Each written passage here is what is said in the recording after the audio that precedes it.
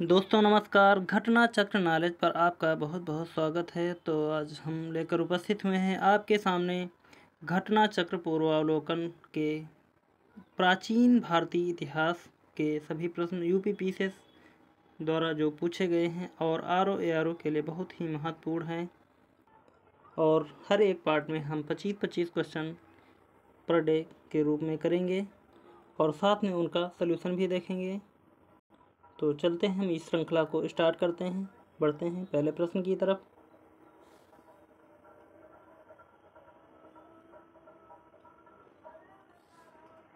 तो आज का पहला प्रश्न है हमारा, रॉबर्ट ब्रूस फुट थे एक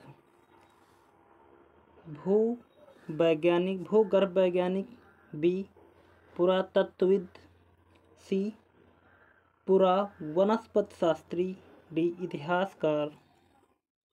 तो इसका सही उत्तर की बात करें तो ये हमारे हो जाएंगे ए एंड बी दोनों होंगे। देखते हैं इसके सॉल्यूशन की तरफ।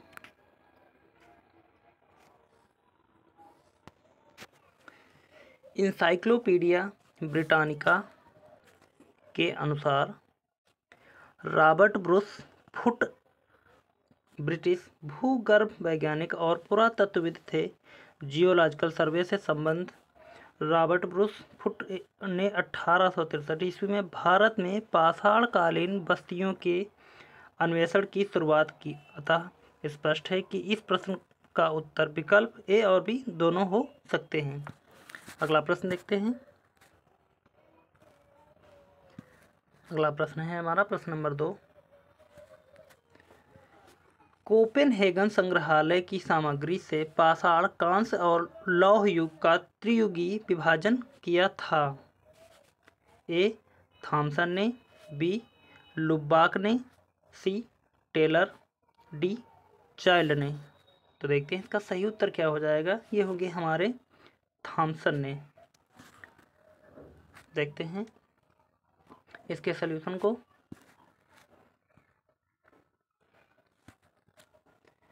डेनमार्क के कोपेनहेगन संग्रहालय में 1818 और 1820 में एक आयोग की रिपोर्ट के अनुसार सामग्री के आधार पर पाषाण काल, कांस्य और लौह युग का त्रियुगी विभाजन क्रिश्चियन जर्गेनसन थॉमसन ने किया था। यद्यपि थॉमसन ने 1836 ईस्वी में इसी वर्गीकरण के अनुसार संग्रहालय की वस्तुओं का विवरण प्रकाशित किया था। अगला प्रश्न देखते हैं। प्रश्न नंबर 3 है हमारा,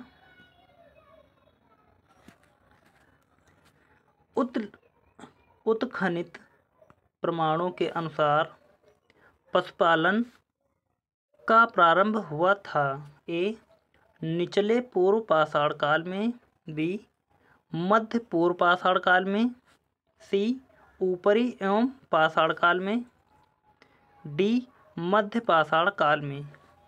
यूपीपीसीएस में 2006 में पूछा हुआ यह प्रश्न है।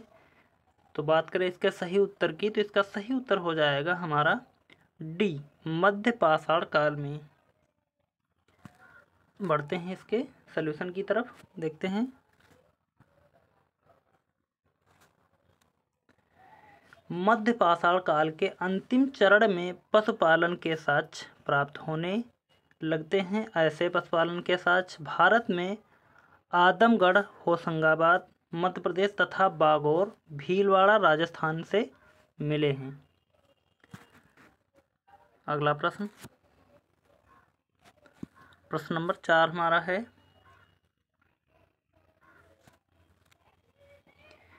मध्य पाषाणी प्रसंग के पशुपालन के प्रमाण जहाँ मिले हैं वह स्थान है। लंघनाज, बी बीरभानपुर, सी आदमगढ़, डी चौपानी मांडो। यूपीपीसीएस स्पेशल प्री 2008 में यह पूछा हुआ प्रश्न है। तो इसका सही उत्तर देखिए तो ये हो जाएगा हमारा सी आदमगढ़। देखते हैं इसका, नहीं इसका यही है। सिर्फ जिस प्रश्न का सलूशन टफ दिखेगा वही हम सॉल्यूशन दिखाएंगे, बाकी ठीक है बताते रहेंगे आपको हम। तो बढ़ते हैं अगले प्रश्न की तरफ, क्योंकि सभी का सॉल्यूशन देखने में बहुत ही टाइम लगेगा, तो जिसकी ज़रूरत लगेगी उसका हमने लगाया है सॉल्यूशन। तो निम्नलिखित में से किस स्थल से हड्डी के उपकरण प्राप्त हुए हैं? ए चौपानी मांडो, बी कोकोरिया से, सी महदहा से, डी सराय नाहर राय से। यूपी पीसीएस मेंस 2010 में पूछा हुआ यह प्रश्न है। तो इसका सही उत्तर देखिए तो ये हो जाएगा हमारा सी और डी, यानी कि सी और डी होंगे दोनों, महदहा से और सराय नाहर राय से। देखते हैं इसके सलूशन को।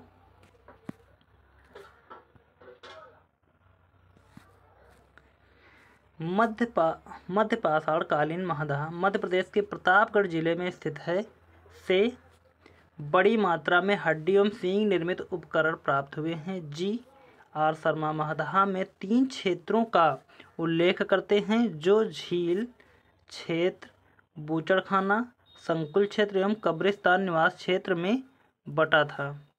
बूचड़खाना संकुल क्षेत्र से ही हड्डी एवं सींग निर्मित उपकरण एवं आभूषण बड़े पैमाने पर पाए गए हैं। सराय नाहर राय से भी अल्प मात्रा में हड्डी के उपकरण मिले हैं। अगला प्रश्न देखते हैं।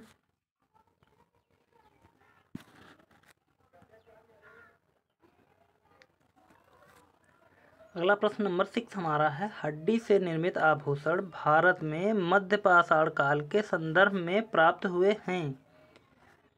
ए सराय नाहर राय से, बी महदहा से, सी लिखहिया से, डी चौपानी मांडो से। तो इसका सही उत्तर देखिए तो ये हो जाएगा हमारा ए एंड बी। ए और बी दोनों सही होंगे, तो यहाँ ए एंड बी दोनों सही हैं। देखते हैं इसके आगे प्रश्न को।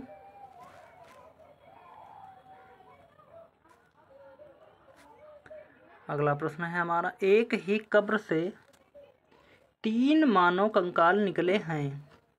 ए सराय नाहर राय से, बी दमदमा से, सी महदहा से, डी लंघनाज से। तो इसका सही उत्तर की बात करें तो ये हो जाएगा हमारा बी दमदमा। अगला प्रश्न,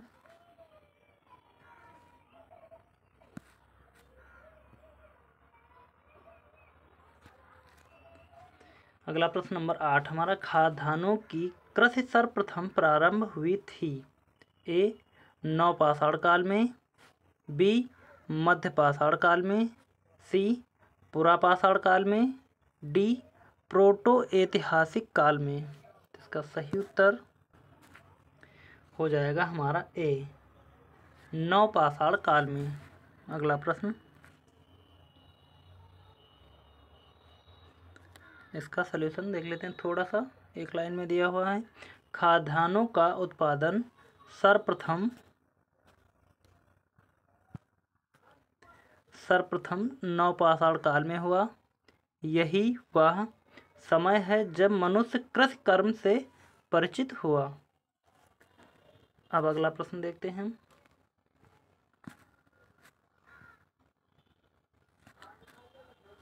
भारत में मानव का सर्वप्रथम साक्ष्य कहाँ मिलता है?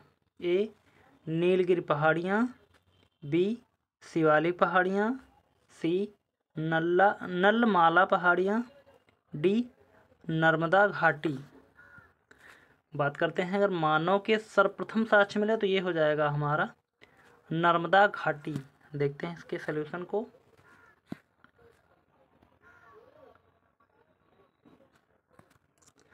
भारत में मानव का सर्वप्रथम साक्ष्य मध्य प्रदेश के पश्चिमी नर्मदा क्षेत्र में अवस्थित हथनौरा होशंगाबाद नामक पुरा स्थल से प्राप्त हुआ। इसकी खोज पुरातत्वविद अरुण सोनकिया द्वारा 5 दिसंबर 1982 में किया गया था।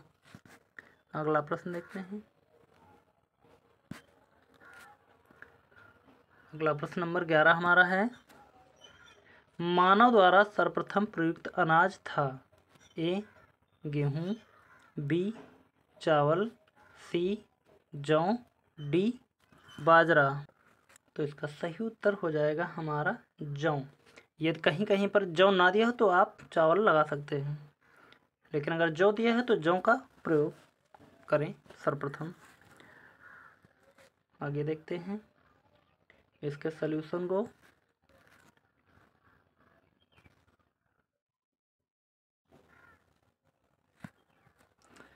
आधुनिक मानव समाज द्वारा मुख्य रूप से 8 खाद्यान्न अनाजों का उपभोग किया गया है। जौ, गेहूँ, चावल, मक्का, बाजरा, सोरघम, राई एवं जई अनाजों के पौधे विभिन्न क्षेत्रों में जंगली घास के रूप में विद्यमान थे, जिन्हें बीज के रूप में अलग अलग क्षेत्र में अलग अलग समय पर मानव ने उगाया। वैश्विक दृष्टि से देखा जाए तो सर्वप्रथम जौ 8000 ईसा पूर्व के आसपास भूमध्य सागर एवं ईरान के मध्य स्थित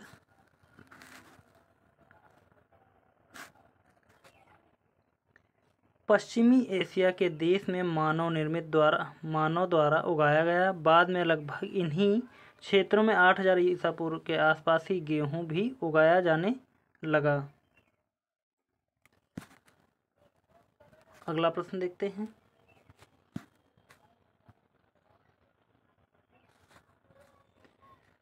प्रश्न नंबर 12 हमारा है, भारतीय उपमहाद्वीप में कृषि के प्राचीनतम साक्ष्य प्राप्त हुए हैं। ए कोल्डिहवा से, बी लहुरादेव से, सी मेहरगढ़ से, डी टोकवा से। बात करें इसके सही उत्तर की तो सही उत्तर हो जाएगा हमारा भारतीय उपमहाद्वीप में कृषि के प्राचीनतम साक्ष्य बी लहुरादेव से प्राप्त हुए हैं। देखते हैं इसके सॉल्यूशन को।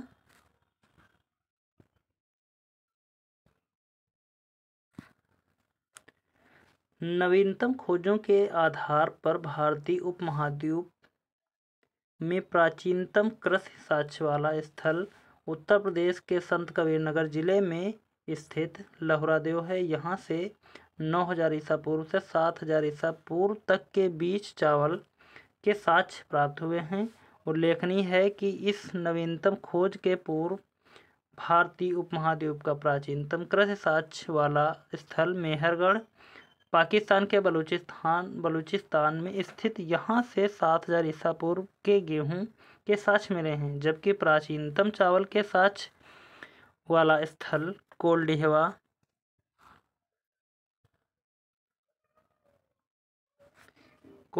इलाहाबाद जिले में बेलन नदी के तट पर स्थित। यहाँ से 6500 ईसा पूर्व के चावल की भूसी के साक्ष्य मिले हैं। माना जाता था उपरोक्त संदर्भों में अब यदि विकल्प में लहुरादेव रहता है तो उपयुक्त विकल्प वही होगा, परंतु लहुरादेव के विकल्प में ना होने की स्थिति में इसका उत्तर पूर्व की भांति होगा।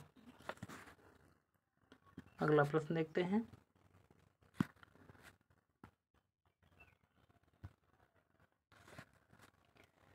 भारतीय उपमहाद्वीप में कृषि के प्राचीनतम साक्ष्य प्राप्त हुए हैं। ए ब्रह्मगिर से, बी बुरजहोम से, सी कोल्डिहवा से, डी मेहरगढ़ से। तो इसका सही उत्तर हो जाएगा हमारा डी मेहरगढ़ से। अगला प्रश्न।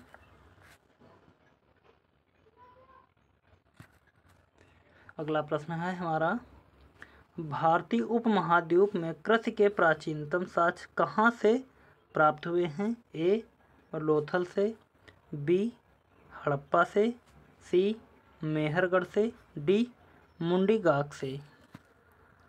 तो इसका सही उत्तर हो जाएगा सी मेहरगढ़। अगला प्रश्न।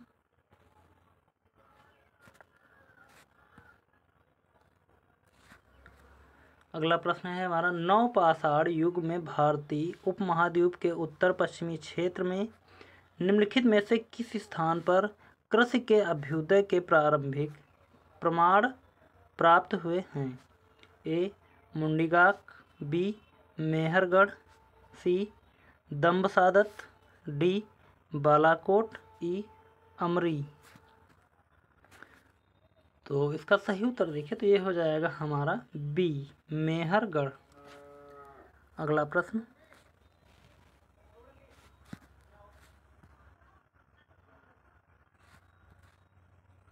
है हमारा, भारत में पशुपालन एवं कृषि के प्राचीनतम साक्ष्य प्राप्त हुए हैं? ए अंजिरा से, बी दम्बसादात से, सी किलीगुल मोहम्मद से, डी मेहरगढ़ से। ई उपयुक्त में से कोई नहीं, उपयुक्त में से एक से अधिक। तो प्राचीनतम साक्ष्य प्राप्त हुए हैं कृषि के, भारत में पशुपालन एवं कृषि के प्राचीनतम साक्ष्य कहाँ से प्राप्त? ये हो जाएगा हमारा डी मेहरगढ़ से। अगला प्रश्न,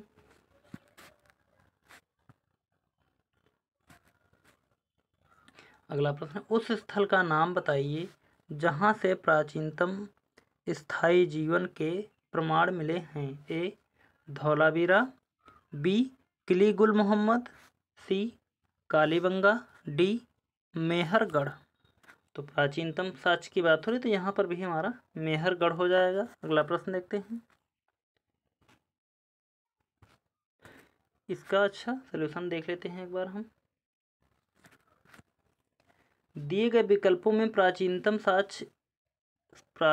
स्थायी जीवन के प्रमाण सर्वप्रथम बलूचिस्तान के कच्छी मैदान स्थित मेहरगढ़ से मिले हैं, जिसकी प्रमाणिक तिथि 7वीं सहस्त्राब्दी ईसा पूर्व 7000 ईसा पूर्व, जबकि किलीगुल मोहम्मद एवं कालीबंगा की प्राचीनतम तिथि क्रमशः 4000 ईसा पूर्व एवं 3500 ईसा पूर्व है। अतः विकल्प डी सही उत्तर है।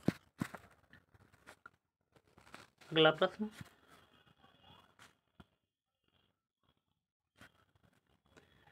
प्रश्न, हमारा, निम्नलिखित में से किन स्थानों से मध्यपाषाण काल में पशुपालन के प्रमाण मिले हैं? ए औदे, बी बोरी, सी बागौर, डी लेखनिया। तो मध्यपाषाण काल में पशुपालन के प्रमाण बागौर से मिले हैं। सी इसका सही उत्तर हो जाएगा। अगला प्रश्न देखते हैं,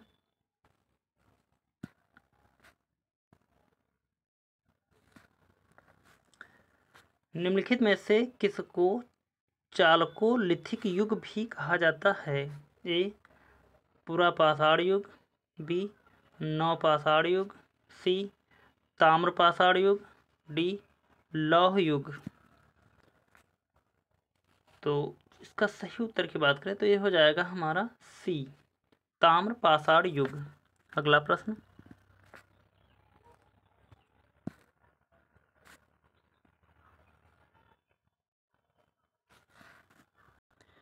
तो यह कोट वाला प्रश्न है, इसको देख लेते हैं हम। आहड़ सभ्यता के बारे में निम्न कथनों पर विचार करना है। नंबर 1, आहड़वासी तांबा गलाना जानते थे।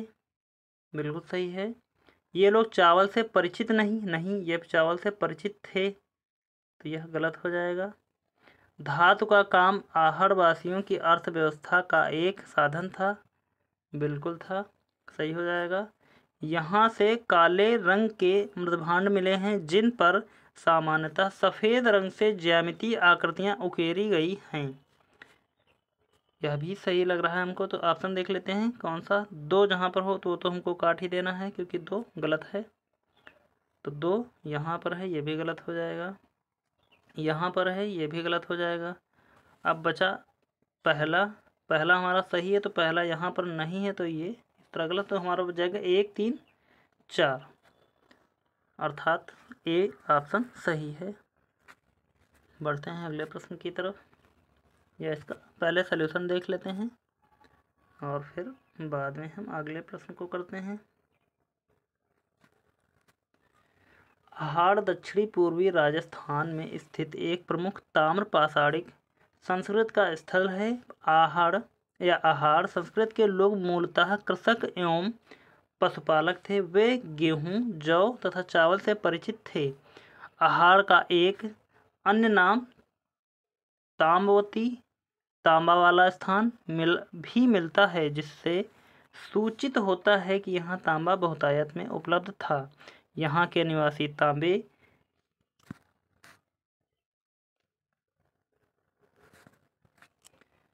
तांबे को गलाकर मनचाही वस्तुएं तैयार करते थे। धातु का काम आहार वासियों की अर्थव्यवस्था का एक प्रमुख साधन था। यहाँ से काले लाल रंग के मृदभांड की प्राप्ति हुई है, जिन पर सामान्यतः सफ़ेद रंग से ज्यामितीय आकृतियाँ उकेरी गई हैं। इस प्रकार विकल्प ए सही उत्तर है। अब हम अगले प्रश्न की तरफ बढ़ते हैं। हमारा अगला प्रश्न है, निम्न में से किस एक पुरास्थल से पाषाण संस्कृत से लेकर हड़प्पा सभ्यता तक के सांस्कृतिक अवशेष प्राप्त हुए हैं? ए आमरी, बी मेहरगढ़, सी कोटदीजी, डी कालीबंगा। तो बात करें इसके सही उत्तर की, तो इसका सही उत्तर देखें तो ये हो जाएगा हमारा बी मेहरगढ़। अगला प्रश्न,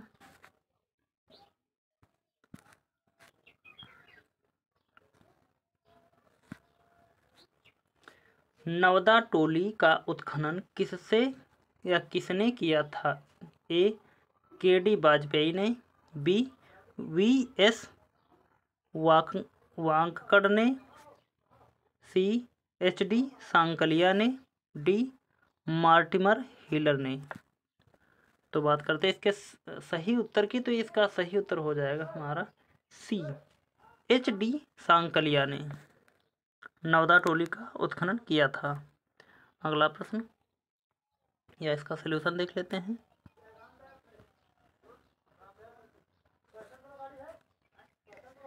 नवदा टोली मध्य प्रदेश का उत्खनन दक्कन कॉलेज पूना के प्रोफेसर एच.डी. सांकलिया ने कराया था। यह स्थल इस महाद्वीप का सबसे विस्तृत उत्खनित ताम्रपाषाणिक ग्राम स्थल है, जिसकी तिथि ईसा पूर्व 1600 से 1300 के मध्य निर्धारित की गई है।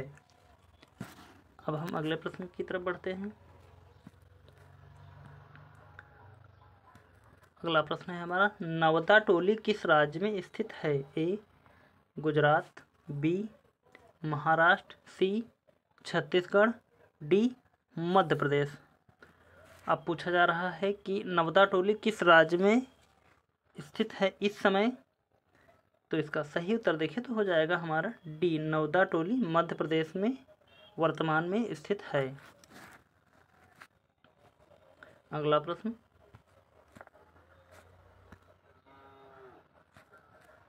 है हमारा, बृहत पाषाण स्मारकों की पहचान की गई है?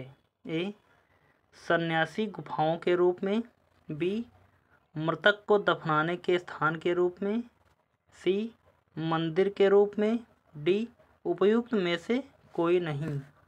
तो बात करते हैं इसके सही उत्तर की, तो ये हो जाएगा हमारा बी बृहत पाषाण स्मारकों की पहचान मृतक को दफनाने के स्थान के रूप में की गई है।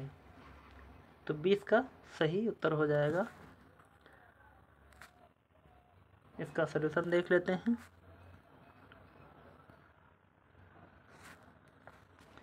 नवपाषाण युगीन दक्षिण भारत में शवों को विभिन्न प्रकार की समाधियों में दफनाने की परंपरा विद्यमान थी। इन समाधियों को जो विशाल पाषाण खंडों से निर्मित है, बृहत पाषाण या मेगालिथ के नाम से जाना जाता है। इनके विभिन्न प्रकार हैं, जैसे शिष्ट समाधि, pit circle, cairn circle, dolmen, umbrella stone, hood stone, कुंदराय या मेहिर। अब हम अगले प्रश्न की तरफ बढ़ते हैं। अगला और लास्ट प्रश्न हमारा है, राख का टीला निम्नलिखित में से किस नौपाषाणिक स्थल से संबंधित है? ए बुधियाल, बी संगनकुल्लू, सी कोल्डिहवा, डी ब्रह्मगिरी। तो इसका सही उत्तर देखें तो ये हो जाएगा हमारा बी, संगनकल्लू। और इसके सलूशन को देख लेते हैं हम।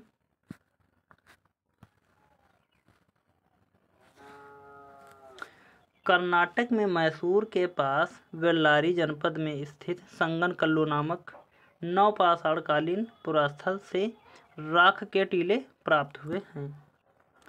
तो आज का यह 25वां या लास्ट प्रश्न था, और इसके हम रोज 25-25 प्रश्न करेंगे। और जब प्राचीन इतिहास के सभी प्रश्न पूरे हैं उसके बाद में हम मध्य भारत का सभी प्रश्न करते हैं, या दिल्ली सल्तनत, और उसके बाद में हम आधुनिक भारत के सभी प्रश्न करेंगे। और जब यह हिस्ट्री ख़त्म हो जाएगी उसके बाद में हम कोई दूसरा टॉपिक जैसे पॉलिटी या इकॉनमी या ज्योग्राफी का पूर्वावलोकन का सारे प्रश्न करेंगे। तो उम्मीद करता हूँ कि यह वीडियो अच्छा लगा होगा। तो यदि अच्छा लगा तो प्लीज़ कमेंट करके आप बता सकते हैं कि इसमें अच्छा लग रहा है, या आपको कोई डाउट लग रहा है, या किसी प्रश्न में कोई मिस्टेक हो रही है। तो आप कमेंट कर सकते हैं और लाइक कर सकते हैं। प्लीज़ सब्सक्राइब भी कर लें चैनल को, और अपने दोस्तों तक शेयर भी कर दें। और पूरा वीडियो देखने के लिए बहुत बहुत धन्यवाद। तो मिलते हैं अगले वीडियो में, तब तक के लिए धन्यवाद। जय हिंद।